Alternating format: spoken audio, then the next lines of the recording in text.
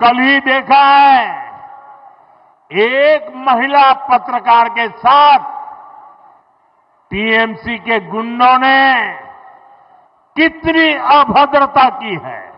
কালকেও একটা সংবাদ মাধ্যমের এক প্রতিনিধির উপর আক্রমণ হয়েছে, আজকেও হয়েছে।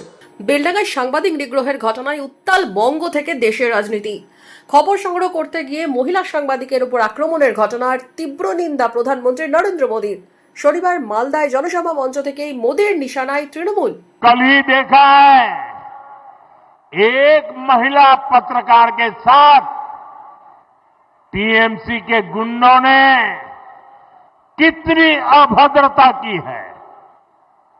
टीएमसी के राज में स्कूल, कॉलेज और यूनिवर्सिटी में भी बेटियां सुरक्षित नहीं है। यहां शासन प्रशासन में निर्ममता ऐसी है कि बेटियों की कोई सुनवाई नहीं होती। पीड़ितों को बात बात पर कोर्ट जाना पड़ता है। এদিন বহরমপুরে রোড শো সভা করেন তৃণমূল কংগ্রেসের সাধারণ সম্পাদক অভিষেক বন্দ্যোপাধ্যায়। সাংবাদিক নিগ্রহের ঘটনা প্রসঙ্গে তিনি দাবি করেছেন, এই ধরনের ঘটনাকে সমর্থন করে না তৃণমূল কংগ্রেস, পাল্টা অভিষেকের নিশানায় বিজেপি। কালকেও একটা সংবাদ মাধ্যমের এক প্রতিনিধির উপর আক্রমণ হয়েছে, আজকেও হয়েছে।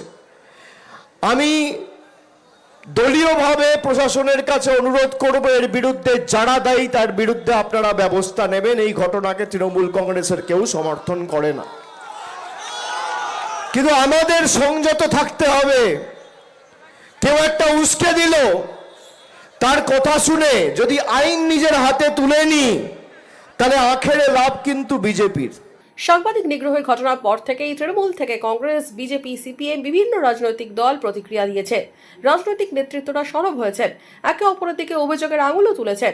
যদিও রাজনীতির ঊর্ধ্বে সংবাদ মাধ্যমের কর্মীরা চাইছেন নিরাপত্তা, নিশ্চয়তা, সুরক্ষা। বেলডাঙ্গায় সাংবাদিক সোমা মাইতি ও চিত্র সাংবাদিক রঞ্জিত মাহাতোর উপর আক্রমণের ঘটনায় পুলিশি নিষ্ক্রিয়তা নিয়েও প্রশ্ন উঠছে। Bureau report, imagine community media.